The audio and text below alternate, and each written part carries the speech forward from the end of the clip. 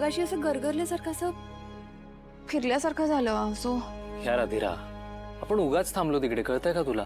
तुला पहिल्यांदा बरं नाही वाटत हे सांगितल्यावरच आपण इथे निघून यायला हवं होतं, कारण तुला आरामाची गरज आहे. तुला कळतंय? अरे सिरियस रो, तिथे माझ्या भावाचं लग्न चाललं होतं. लग्नामध्ये जे काही झालं त्याबद्दल काही बोलायलाच नको, पण असं कसं निघून येणार सांग? ओके ऐक, तू ना शांतपणे पड आता. मी एक काम करतो, मी तुझ्यासाठी असं मस्त सूप बनवून आणतो. नको ना, सूप नको ना. अरे मला ऑलरेडी असं नॉशियाटिक होतं, मला मळमळल्यासारखं होतं. तुला हे सगळं होतंय कारण ना तू काही खाल्लं नाहीये. मी काही ऐकणार नाहीये. मी तुझ्यासाठी सूप बनवणार आहे आणि तो तू गपचूप पिणार आहेस. Okay, let's make a deal. जर तू मी बनवून आणलेलं सूप प्यायलीस तर मी तुझ्यासाठी तुझं फेवरेट आईस्क्रीम आणेन. तू ते सूप का काय ते आण मग तुझं. आलोच, काळजी. बरं वाटतंय तुला? हो हो, आता बरं आहे तिला. मी सूप बनवते तिच्यासाठी. बरं अधीरा, थोडासा वीकनेस आहे, बट बाकी ओके आहे. ते तुझ्या माझ्यामध्येच असू दे, काही सांगायची गरज नाहीये. म्हणजे पण ते काय गोड बातमी आहे. कसली गोड बातमी? म्हणजे प्रेग्नेंट आहेस, दिवस गेलेत. आई प्लीज, असलं काही नाहीये. असलं काही नाहीये. आता किती दिवस झाले. आता फॅमिली वाढली पाहिजे ना अधीरा. घरामध्ये लहान बाळाची पावलं अशी दुडू धावायला पाहिजेत. पाळणा हालायला पाहिजे बाळा. खूप दिवस झाले म्हणून म्हटलं एकदा डॉक्टरकडे जा आणि दोघं जण चेक करून घ्या. I thank you for your kind advice, पण मला गरज नाही वाटत आहे आता. तुला गरज नाही वाटत बाबा, पण टोमणे मला खायला लागतात. आजूबाजूवाले वगैरे सगळे मला बोलतात, काय ताई इतके दिवस झाले लग्नाला, अजून कशात काही नाही, कधी हलणार तुमच्या घरी पाळणा, काही प्रॉब्लेम आहे का तुमच्या सोन्यामध्ये, काही गडबड आहे का, असं बोलतात. व्हॉट? मग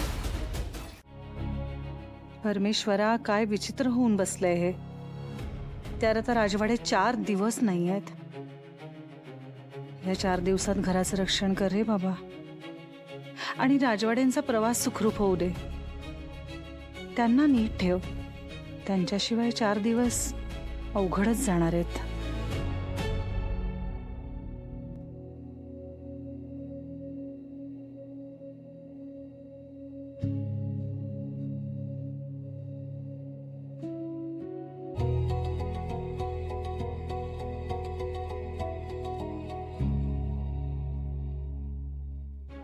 स्वानंदी मॅडम, तुम्ही झोपला नाही आहात रात्रभर.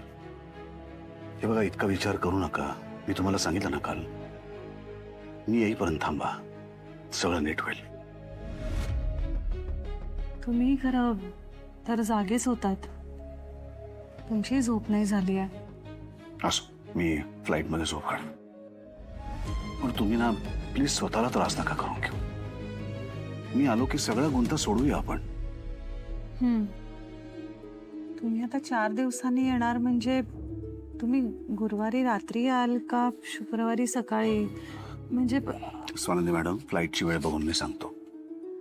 अजून कन्फर्म झाली नाहीये. कन्फर्म झाली की सांगतो. फोन करा. तुम्ही करा. मला माहिती आहे तुमचंही अर्ध लक्ष इथेच लागून राहणार आहे. सगळं झालंय त्यानंतर, पण मी आहे. मी सांभाळेन इथे सगळं, पण तुम्ही फक्त कामाकडे लक्ष द्या आता 4 दिवस. आपण आल्यावर दोघं मिळून नीट करू सगळं. आणि तुमच्या डोक्यात खूप विचार चालू आहे. इतके विचार चालू असताना शांत चित्ताने काम करा. हो. तुम्हाला दुखापत करून घेऊ नका. नाही,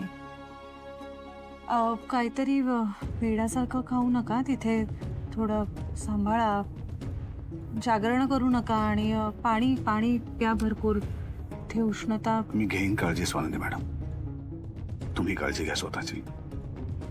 आणि इथे काही विचित्र घडतंय असं जर तुम्हाला वाटलं तर त्या क्षणी मला फोन करा. मी कामात आहे, आता कसं फोन करून चालेल असा कुठलाही विचार मनात आणू नका. तुमचा फोन बघितल्यानंतर मी घेईन तुमचा फोन. हो, थँक्यू. काळजी घ्या आणि लवकर परत या. येतो. Bye bye. मी आता आजीला उठवत नाही, झोपली असेल ती, पण तिला सांगा मी सकाळी लवकर गेलो. हो हो हो, मी बोलेन. Happy journey. मला उतरल्या उतरल्या कळवा हा. कळतो.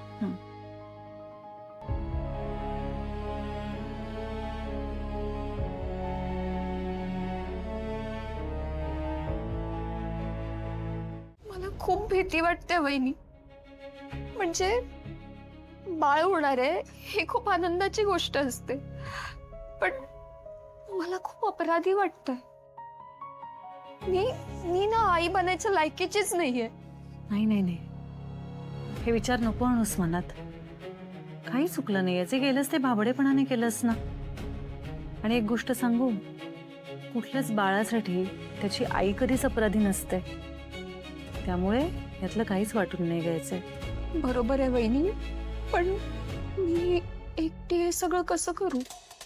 म्हणजे बाळाचा बापच बाळाच्या बाजूने नाहीये, मी त्यांना कशी समजावू? हा स्ट्रेस आत्ताचं नाहीच आहे, त्यामुळे आत्ता त्याचं टेन्शन घेऊ नकोस. आत्ता ह्या क्षणी ना स्वतःला एकटं समजायचं नाही, कारण मुळात तू एकटी नाही गेस. मी आहे ना तुझ्या बरोबर. आणि जग इकडचं तिकडे झालं ना तरी मी आणि राजवाडे तुझ्या बरोबर असू. त्यामुळे तू अजिबात घाबरू नकोस. तू थांब. एकदा का राजवाडे परत आले ना की बघ, ते ना सगळं नीट करून टाकतील. नको टेन्शन घेऊस.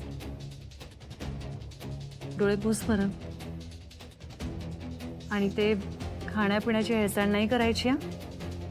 हे बाळाला गरज आहे.